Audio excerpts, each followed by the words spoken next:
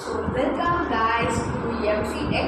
So இந்த வீடியோல நம்ம என்ன பார்க்க போறோம் அப்படின்னா how to create a YouTube channel. So YouTube channel எதுக்காக ஸ்டார்ட் பண்ணுவோம்? YouTube channel வந்து எக்ஸ்ட்ரா கொஞ்சம் சைட் பிசினஸ் மாதிரி பண்றதுக்காக YouTube channel. So நீங்க கேட்கலாம், இப்போ உங்க பசங்க வந்து ஒரு YouTube சேனல் கிரியேட் பண்ணி நான் பண்ணணும்னு நினைக்கிறாங்க அப்படின்னு நான் பண்ணணும் அவங்க நினைக்கிறாங்க, அவங்க பண்ணணும் ஸ்டார்ட் பண்ணிட்டாங்க அப்படின்னா படிக்காதீங்க.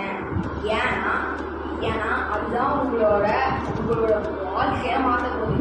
ஸோ என்ன அப்படின்னா யூடியூப் சேனல் கிரியேட் பண்ணுறதுனால நம்மளுக்கு நிறைய மணி கிடைக்கும். அதுவும் இல்லாமல் அது ஒரு சைட் பிஸ்னஸாக கூட வச்சுருக்காங்க. ஸோ இது மொத்தமாக 5 டிப்ஸ் இருக்கு. ஸோ வாங்க வீடியோக்குள்ளே போகலாம். ஸோ செகண்ட் ஒன் வந்து choosing and content. So choosing and content வந்து பார்த்தீங்கன்னா இப்போ எல்லாரும் சொல்கிறது நானும் சொல்லலை, ஆனால் இதனால என்ன பெனிஃபிட் அண்ட் நான் பெனிஃபிட் நான் சொல்கிறேன். ஸோ சூஸிங் அண்ட் கண்டென்ட் வந்து என்னன்னு பார்த்தீங்கன்னா கண்டென்ட் இப்போ நீங்கள் ஒரு வீடியோ போடுறீங்கன்னா அந்த வீடியோ வந்து ஏதாச்சும் ஒன்று சம்மந்தப்பட்டது இருக்கும். லைக் பிளாகிங், கேமிங்,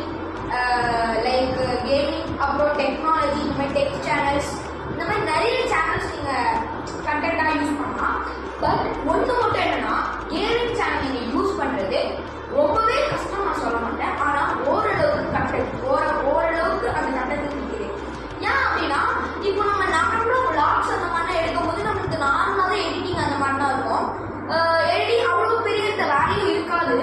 பட் நீங்கள் கேமிங்கில் பண்ணும்போது நீங்கள் ஸ்க்ரீன் ரெக்கார்டிங் பண்ணோம், அது இன்னொரு வேறு எடிட்டிங் ஆப்பை வச்சு பண்ணி அதுக்கு நிறைய பேர் கலர்ஸ் அதுன்னு போட்டு நீங்கள் பண்ணுறதுக்கு ஒரு 2 to 3 hours ஆகும். ஸோ நீங்கள் எடுக்கிறதா இருந்தால் நல்லா முடிவு பண்ணிடுங்க. ஆனால் கேமிங் சேனல் நீங்கள் எடுக்கிறதா இருந்தால் எடுங்க, பட் உங்களால் முடிஞ்ச அளவுக்கு எடுங்க. அப்போ நீங்கள் என்ன கேட்டீங்கன்னா நீங்கள் ஒரு ஆஃபீஸ் போகிற பர்சன், ஆஃபீஸ் போயிட்டு வந்து ரொம்ப கலையமாக பண்ணுறதுக்கே கரெக்டாக இருக்கும்.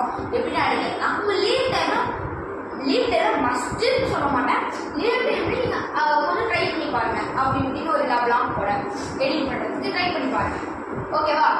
நெக்ஸ்ட் வந்து தேர்ட் ஒன் வந்து ஒரு முக்கியமான பாயிண்ட். இதுதான் நீங்கள் வந்து இது பண்ணிக்கணும். இதுதான் நீங்கள் வந்து ரொம்ப ஞாபகம் வச்சுக்கணும். தேர்ட் பாயிண்ட் என்னன்னா எடிட்டிங் ஆப்ஸ். ஸோ வந்து எடிட்டிங் ஆப்ஸ் எப்படி அப்படின்னு பார்த்தீங்கன்னா எடிட்டிங் ஆப்ஸ் வந்து நீங்கள் கேப்கட் யூஸ் பண்ணலாம், இல்லை ஃபிலிமோரா ஆப்னு ரீசெண்டாக இருக்குது. ஆனால் அது உங்களுக்கு 1 day ஃப்ரீ ட்ரையல் தான் இருக்கும். ஸோ அது இல்லைன்னா ஃபிஸ்கார்ட் யூஸ் பண்ணலாம், இல்லைன்னா வந்து like above Photoshop AI editor இருக்குது, அது யூஸ் பண்ணலாம், இல்லை கேமரா யூஸ் பண்ணலாம். இப்போ நான் யூஸ் பண்ணுறது கேமரா தான் யூஸ் பண்ணுறேன். ஸோ அந்த மாதிரி நீங்கள் எடிட்டிங் ஆப்ஸ் யூஸ் பண்ணிக்கலாம். ஸோ நெக்ஸ்ட் ஃபோர்த் வந்து அப்லோடிங் வீடியோஸ். ஸோ இதுதான் இருக்கிறதுலே ரொம்ப முக்கியமாக சொல்லுவேன். ஏன்னா எப்போ அப்லோட் பண்ணீங்க, இப்போ நீங்கள் வந்து ஒரு டைம் போட்டுக்கணும், டிஸ்கிரிப்ஷனில் இன்னொன்று போடணும், எத்தனை மணிக்கு உங்கள் வீடியோ ரிலீஸ் ஆகும், இல்லை நீங்கள் எண்ட் ஆஃப் த வீடியோவில் இது எப்போ நாளைக்கு ரிலீஸ் ஆகும் அப்படின்னு நீங்கள் வந்து அதை வந்து பண்ணணும், அப்படின்னு நீங்கள் வந்து சொல்லணும். அதை இப்போ அப்லோடிங் வீடியோஸ் அட்லீஸ்ட் வீக்லி இப்போ உங்களுக்கு வீக்லி நீங்கள் ஒர்க்கிங் போகிறேன்னா நீங்கள் இல்லை ஸ்கூல் படிக்கிறேன்னா வீக்லி ஒரு 3 வீடியோஸ் போடலாம். இல்லை லீவில் 2 months லீவில் இருக்குன்னா நீங்கள் ஒரு 4 day ஒரு வீக்லி டெய்லியும் அட்லீஸ்ட் 1 வீடியோ போட பாருங்க. ஒரு ஷார்ட் ஒரு வீடியோ போட பாருங்க. Next last one it's very important. ரொம்ப வெரி இம்பார்ட்டன்ட் இல்லை, ஆனால் இம்பார்ட்டன்ட்.